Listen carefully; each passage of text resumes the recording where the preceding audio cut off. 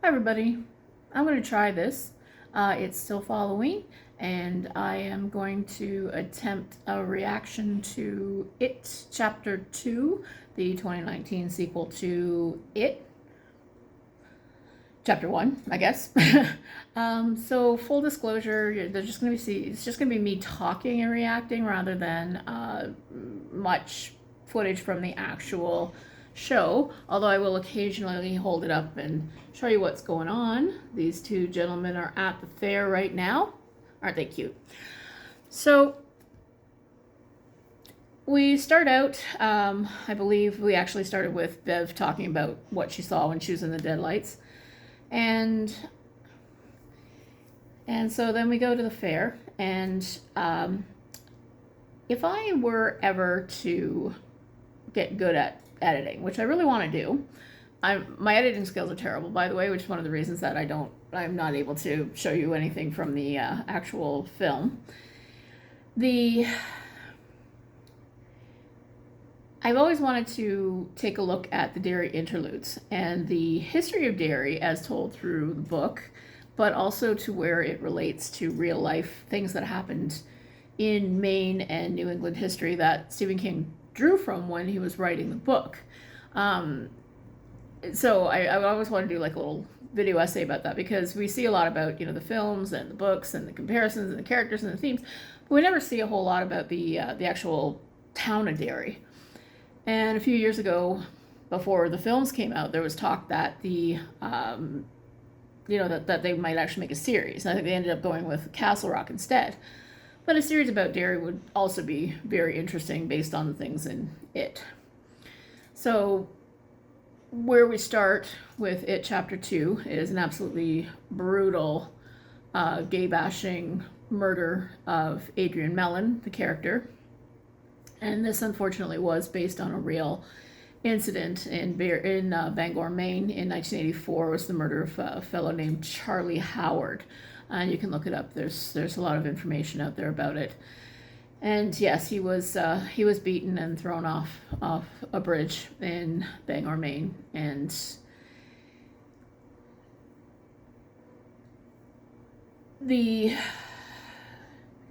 I think it does make it a little more somber, and just about how one of the sort of underlying themes about being an outsider and being gay. Now, one of the things that I kind of disagreed with the direction that they went in this film was, outing Richie later, because canonically Richie was never gay, although there is a whole lot of fan service or fan fiction putting Richie and Eddie together, which I'm sure, satisfied some fans, but I think it would have been more... I think it would have been less of an ass pull if they had built up to it. That's just my opinion. I know there are people that enjoy that part of it, but I didn't like, making characters gay that aren't gay, right? That aren't canonically gay. I mean, not really that it matters that much, but it just seems like fan service. Okay, so we have poor Adrian thrown off the bridge and drowning, and this is pretty harsh. And and you want to tell him, no, that guy doesn't want to help you. He's holding out a hand to you, but no. And it does kind of ask the question why these are the only adults that seem to be able to see Pennywise, right? Because throughout all of it, no. Adults are generally blind to Pennywise, although it's explained in the book that they can... he will quite often use them as his kind of tools, right? All right. Oh, there's scary Pennywise. Excuse me. All right. And a whole ton of balloons, and balloons still aren't scary, but they do make it as suspenseful as they can. And now we have Mike writing in his diary, doing some voiceovers, listening to the scanner. And this was right out of the book, too, where he goes to the murder site, and underneath the bridge is written in blood, presumably poor Adrian's blood, "Come home, come home, come home." And yes, we have the cliche of a Stephen King character who is a writer, screenwriter, author, but everybody hates his endings, which is kind of funny. And I like the touch that they actually had his wife be a redhead, which is very subtle, but if you read the book, you know that his wife and his wife looks a lot like Beverly, and that's one of the things that Beverly's husband uses to a little bit of advantage there. Okay, so it's very quickly done, but I think it's good because you don't have a whole lot of time in a film to get to where you're going. So we have everybody getting the calls, everybody reacts violently. So we're gonna go past that. And the little Easter egg here with the child actor who had played Ben in the 1990 version of It, and the hot actor they got, that a little bit of a fantasy, because the chubby boy that played Ben in the first one, no, probably not going to grow up to be quite so hot. He's got those big chubby cheeks. Not that he's not, great looking, but I think he'll probably do better in comedic acting. He just has one of those kind of faces, not the chiseled leading man kind of actor. So I'm going to put you on hold just a moment. On hold. On pause. Hang on. Okay. I'm back. Now, one of the things that I found interesting about how they framed Stan's death, which was one of the very first things that we see in the book, the end of the first chapter, is Stan just can't handle going back. He just can't. And so he goes up, cuts his wrists in the bathtub, which he did also in the 1990 version and also in this in the 2019 It Chapter 2. But they have him lying over the side of the tub, and that looks like some painting. And I don't know, I'm not an art history kind of person, but it rings a bell. Like, it looks like the death of Socrates or something. And I find that interesting how they framed the shot of Stan's death. Okay, so here we have Beverly getting her call. Now, in the book, it was much more epic. She had a pretty brutal fight with her husband, and in both the book and the 1990 version, there was a little bit of foreshadowing that not everybody, maybe, I don't know, I picked up on it, but Beverly's aim is terrifying. And we sort of had a little foreshadowing when she's pelting her husband with bottles off her valise, or valet, whatever that is called, the vanity table there, that what she wants to hit, she will hit. But we didn't have any of that. She didn't throw too much at him. And so now they're all meeting at the restaurant, and this is the first time Ben and Beverly have seen each other, and we've got a little callback to the first one. Is there a password or something? And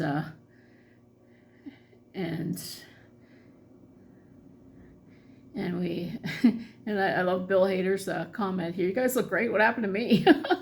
Yes, I'm sure that if you had school friends that grew up to be as attractive as those two, you would probably wonder too. Okay, so now we have the dinner, and I guess I heard that this was the first time that all the adult actors got together. And I love Bill Hader's impression of Jabba the Hutt here. That's great.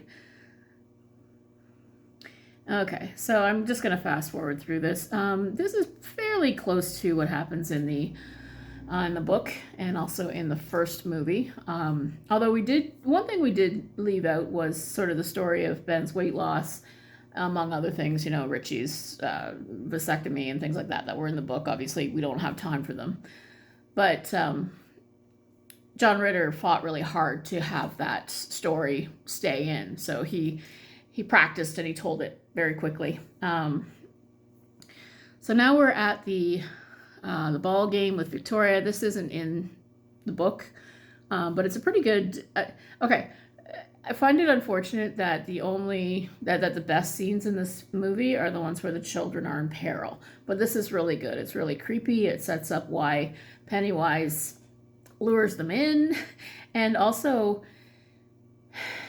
a lot of this story has an underlying thread of child abuse. Obviously, it is Stephen King's themes run to addiction and small towns and secrets and child abuse and all these nasty things. And predators work on children because they're vulnerable, they're weak, and they can get them alone. And so when the children are in peril, it's always when they're alone and nobody's watching them. And, they make that pretty clear.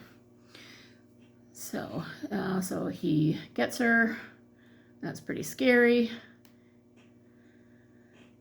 And Bev knows, and everybody's like, why are you, you can't walk away. But, that is a reasonable response. Okay, so the next major scene we have, I thought it was interesting how they did this. Now, Stephen King was deep in the coke years when he wrote it. And there is a whole lot of goofy, esoteric, meeting of the mind nonsense that if I try to tell you what happens, it gets goofier and goofier the longer you talk about it. So one thing that I admire the film for trying to do, and in a lot of ways accomplishing the way that the book didn't, is making the story coherent and making an actual plot arc from point A to point B. So in the book, Ben came across a ritual in a book called the Ritual of Chewd. Now, the Ritual of Chewd in the book was... So, the monster is what they call a glamour, which is akin to a shapeshifter or werewolf.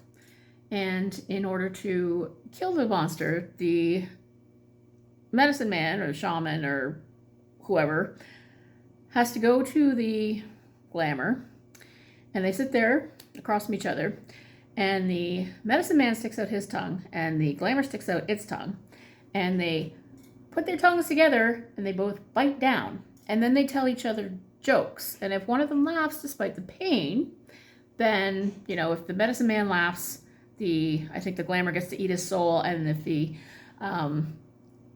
the glamour laughs, then he has to go away for 100 years. How do you tell that in any context without sounding absolutely ridiculous? So in the book, it was Stephen King does this a lot. He does this sort of meeting of the minds. So they go into this like mental trip and they do it there. And it was like and it gets even goofier because it's like a meeting of the minds astral plane version of tongues stapled together. So again, how do you show this on film? You don't. So what the filmmakers did was they took the Ritual of Chewd, knowing that they have to sort of put their souls out there, and in order to do that, they have to sort of cleanse and purify themselves, and they have to go to find what they're holding on to before they can make the next step. Now, I understand why they did it in the movie, but I think that they do it really in a clunky way that doesn't quite hit the emotional resonance that they mean to. Okay, so the next section is a pretty long section where Mike tells them that they all have to go and get a token. And again, this side quest, it serves a purpose, but it's not explained very well, and it does have similarities to the book. Now, in the book, they all go on walking tours. Mike wants them to go and remember the past. So they have to go to basically where they first saw it, or, what has some kind of memory resonance. And the reason they all split up is that each of them was alone when they first saw it. So in order to bring themselves back to that, that's why they have to go and do this, right? But this isn't explained very clearly in the movie. So there's sort of a side quest that doesn't really seem to make any sense.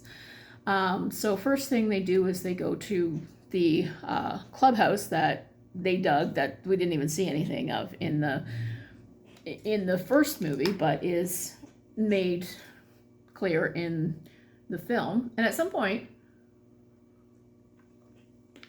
they mentioned that it was the hideout in the woods of some escaped gangsters, and that was actually one of the Derry interludes.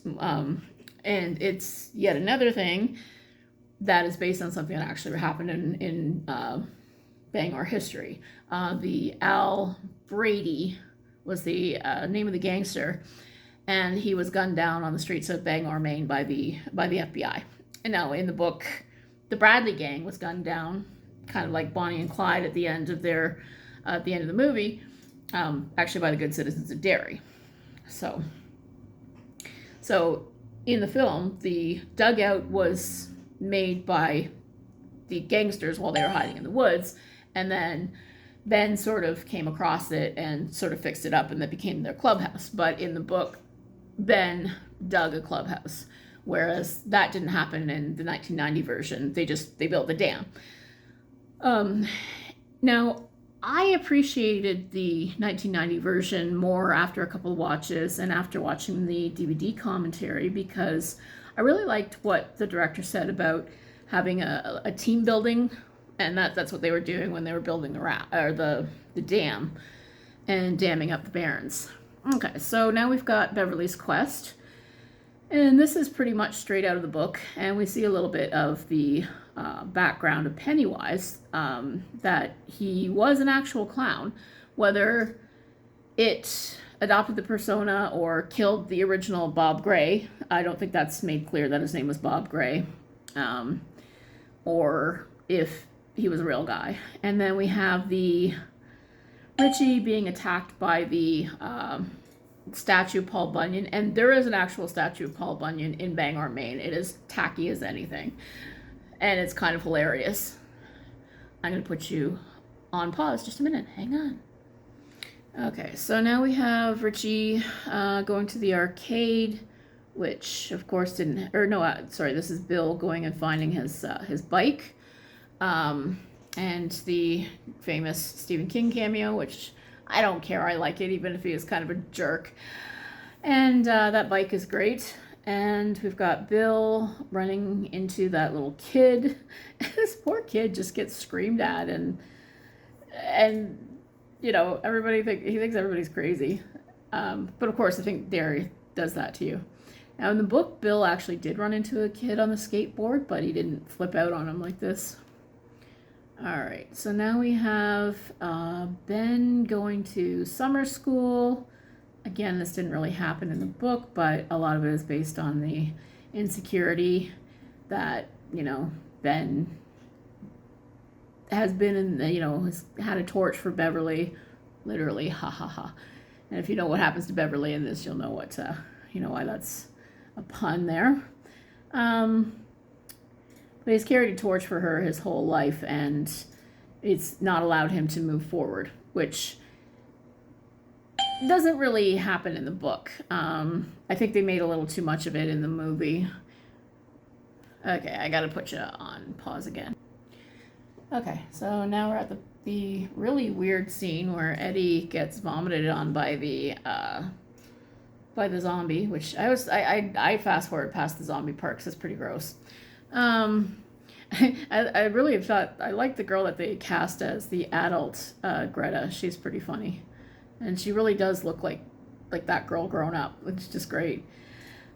And now we come to the scene where Henry attacks Eddie in the shower. And this happened in the book too. But I think that it's unfortunate that Henry Bowers had such a minimal role, because he played such a big part of the book, and even also in the 1990 version. The reason he existed in the first place was that it could work on people, and those people could kill the losers even if they didn't believe. Whereas it, for whatever reason, couldn't get to them if they didn't believe in him. So that was where the real sort of conflict was. And in the book, Henry also attacked Mike. So Mike was somewhere else when they were down in the sewers, which meant that their magic of numbers and whatever was actually weakened. And that was what created, again, another obstacle for them to overcome. But it is, it's a lot to put into a film. Okay, so he runs away, and Bill goes to get the boy, and this is another really good scene. Again, child in peril. And you feel so bad for Bill because this is just an awful thing to watch, but it's done so completely well, and Skarsgård is just creepy as anything. All right, so there's a lot of running back and forth in this too, which makes it, I think, a little more muddled if you're not really paying close attention. So they all decide to, Bill wants to kill it at this point. He just doesn't want anything else to happen. So they go back to the house in Nebolt Street.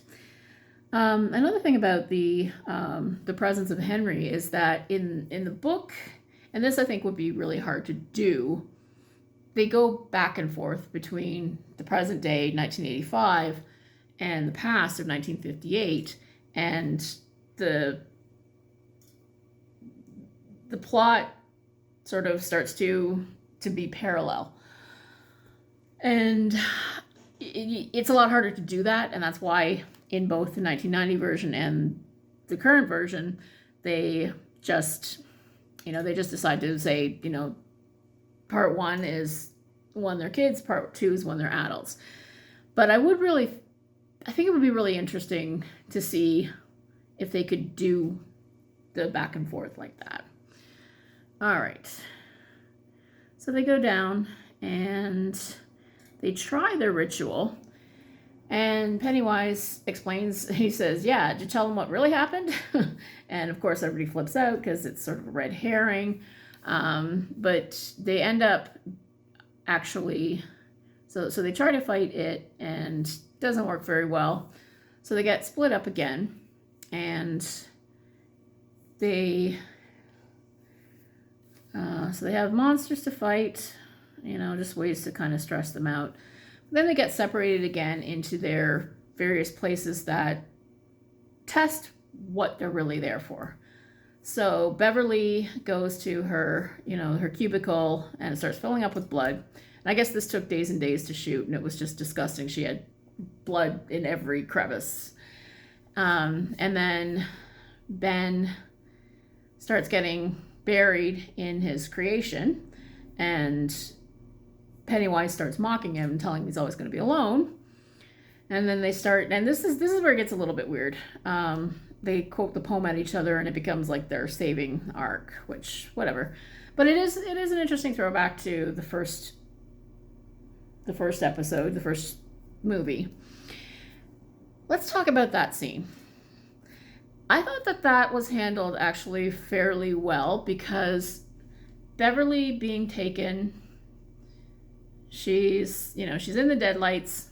She comes down when they hurt, or when they manage to get everybody down, but she's still kind of catatonic. So Ben can't think of anything else to do, and without consent, I know it's not good, kisses her. I thought that was really well done because it harkens back to one of the underlying themes of the book, which is that fairy tale magic and childhood belief are what can fight monsters and what can actually bring someone back from a catatonic state. That belief that love will heal them and will fix them. And that was actually the whole point of the underage sewer orgy, was that they had been separated, they'd gotten all turned around, they didn't know, where they were going, what they were doing, so it was Bab's love that brought them back together, and it was a crossover from a threshold from being children into adult behavior. I thought the Love's True Kiss was a whole lot more appropriate, and it served the same purpose. It brought them back together when they had not been, when they'd gotten too scattered to be able to fight. So that was my take on it. Okay, so Ben is confronting his childhood guilt and trying to kill it, which I think, so I mean, each of them has kind of something in their past.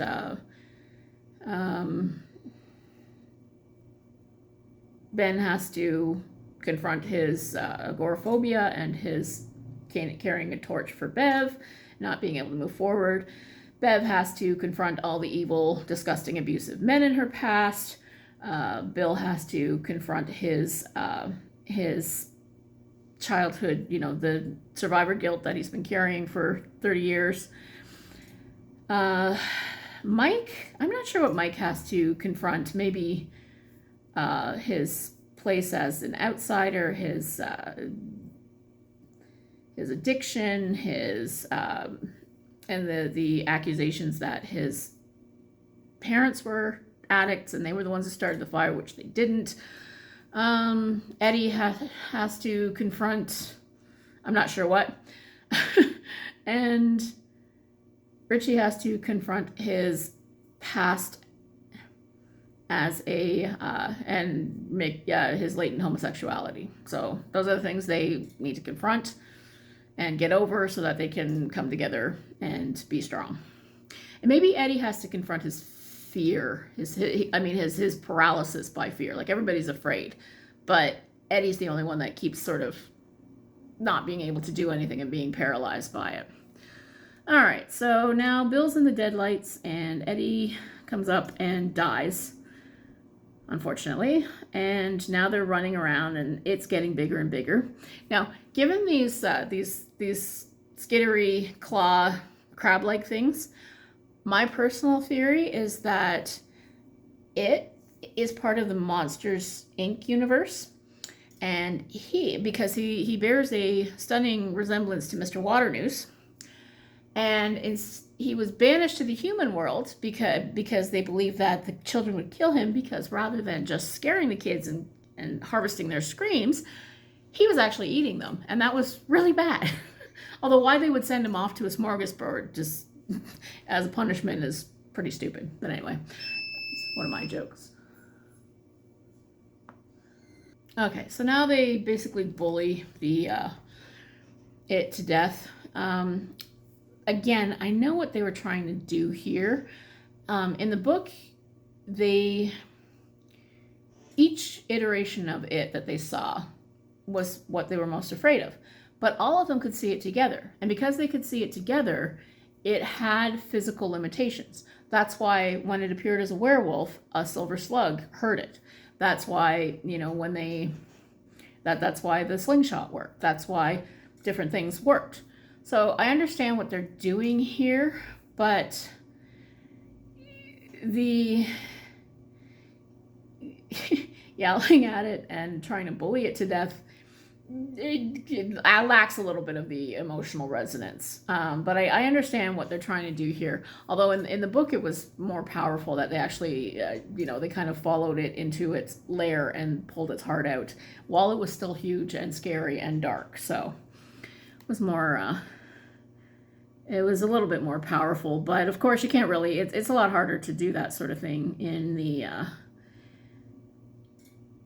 movie than it is in a book. Okay, so now they squeeze its heart to death and it's dead finally, and they have to leave poor Eddie down there, which is really sad. Okay, so they go out, and they jump into the gorge. Now I love these scenes that are shot in the gorge, because that's actually the Elora Gorge, which is very close to me. And I'm running out of time, so the only other thing that I want to talk about is this letter that Stan wrote. I think it does lift actual lines from the book, but because it hasn't quite hit the emotional marks, the emotional highs that it intended through the film, I think it doesn't go out on quite as an emotional, nostalgic note as it could have. Plus the creepy CGI just makes it a little bit weird. Whereas the ending of it was a really nice passage where Bill was able to heal his wife again with love, and Everybody they'd been able to spend that time with their friends again, and they could move forward, and that, childhood is magic and so on. I don't know. Anyway, that's my review of It, Chapter 2 from 2019. Hope you got some insights, and I hope you were following along with what I was trying to explain. I hope you're reading lots of great horror. Have a great day.